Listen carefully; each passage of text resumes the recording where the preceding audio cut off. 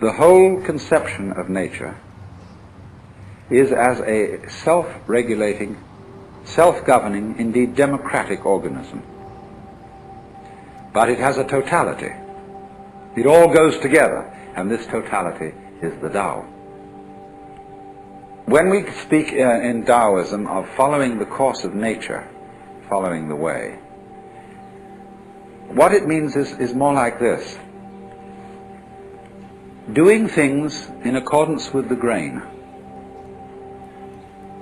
It doesn't mean you don't cut wood, but it means that you cut wood along the lines where wood is most easy to cut. And you interact with other people along lines which are the most genial.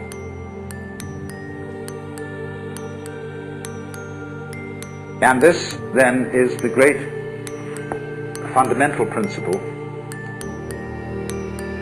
which is called Wu Wei. Not to force anything. I think that's the best translation. It's often called not doing, not acting, not interfering, but not to force seems to me to hit the nail on the head. Like, don't ever force a lock while you bend the key or break the lock. You jiggle until it revolves. So Wu Wei is always to act in accordance with the pattern of things as they exist. Don't impose on any situation a kind of interference that is not really in accordance with the situation. It would be better to do nothing than to interfere without knowing the system of relations that exists.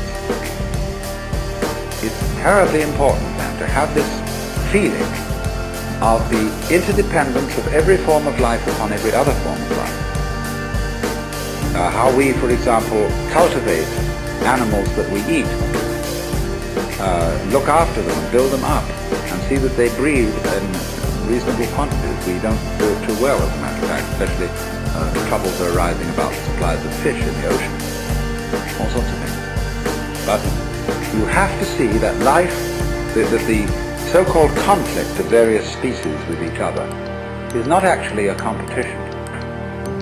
It's a very strange system of interrelationship, of things feeding on each other and cultivating each other at the same time. The idea of the friendly enemy, the necessary adversary, who is part of you. You have conflicts going on in your own body. All kinds of microorganisms are eating each other up. And if that wasn't happening, you wouldn't be healthy. So all those interrelationships, whether they appear to be friendly relationships as between bees and flowers, or conflicting relationships as between birds and worms, they are actually forms of cooperation. And that is mutual arising. You have to understand this as the basis, apply this, not forcing anything, and you get spontaneity. A life which is so of itself, which is natural, which is not forced, which is not unduly self-conscious. Now, another term that is important, although I'm not aware that this word occurs in Lao Tzu's book, it's found in greater use at a much later time in Chinese thought, in a philosophy that is called Neo-Confucian, and it's also used in Buddhism.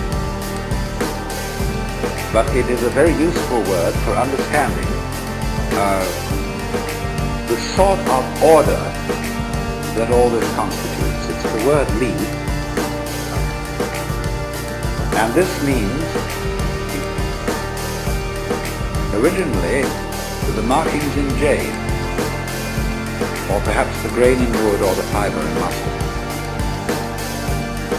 It is translated nowadays in most dictionaries as reason or principle, but this isn't a very good translation. Joseph Needham suggested that organic pattern is an ideal translation of this word.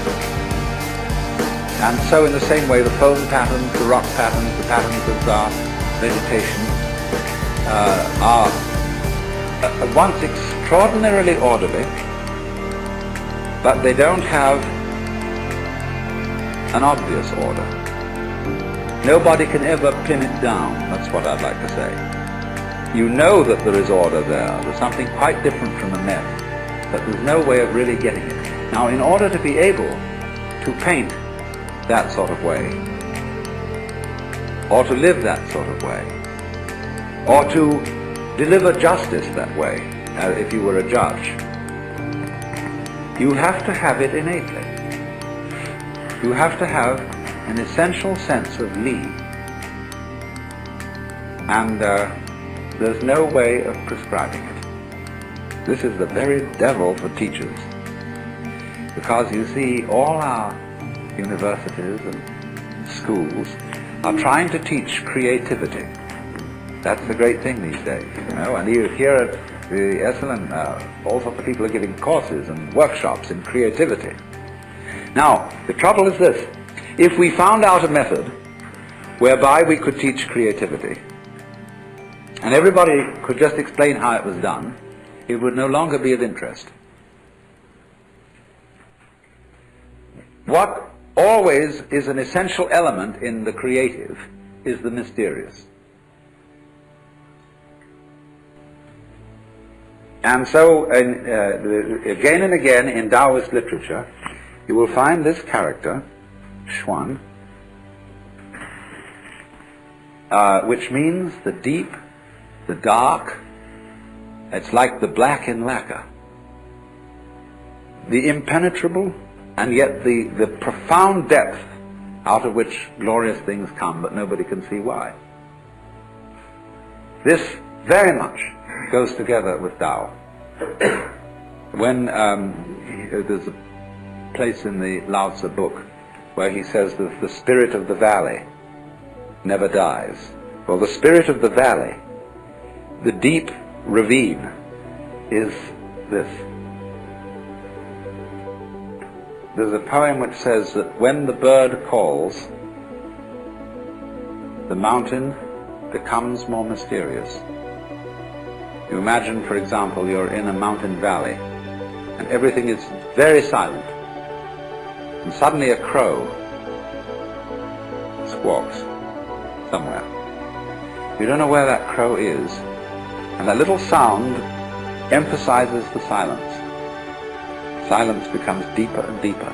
Well, this word is used for the kind of mysteriousness which that bird's call creates.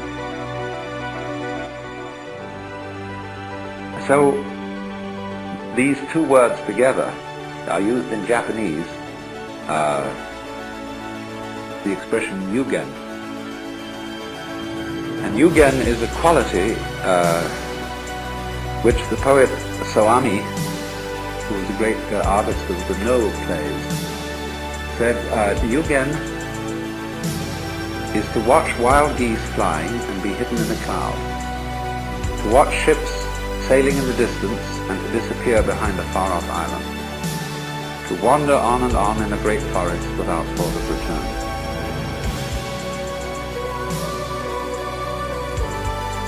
Now, all those things have in them, you see, an element of mystery. There's a Chinese poem which puts it this way. It is a poem written by a man who has gone to find a sage in the mountains. And Sage has a little hut at the foot of the mountain, and the boy there who is his servant. I asked the boy beneath the pines. He said the master's gone alone, herb gathering somewhere on the mount, cloud hidden, whereabouts unknown. And this also creates the mood of yugen. The hermit, you see, is a kind of yugen personality. He's a very valuable person and a very wise person, but nobody knows where he is.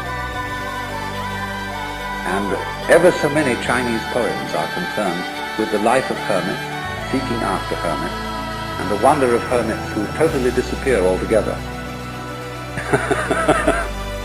That's funny idea of the deep and the dark, the thing that is important just because you can't quite understand it. Now, to Westerners, all that tends to sound rather hopeless. You say, if you can't tell us how it's done, what's the use? And that, you see, is because we have insufficient trust in ourselves. We think that we'll never be able to do certain things unless we have instructions as to how to do it. This comes, of course, partly from our toilet training.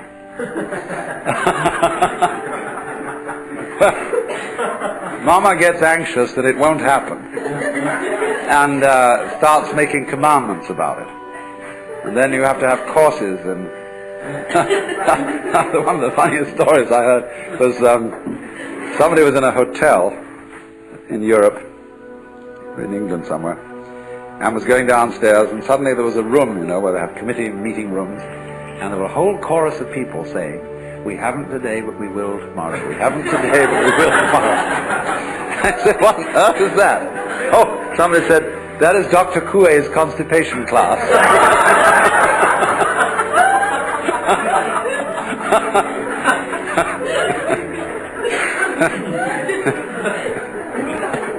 The Taoist idea is not like that, you see. Let it happen. It will, trust in yourself, because your own organism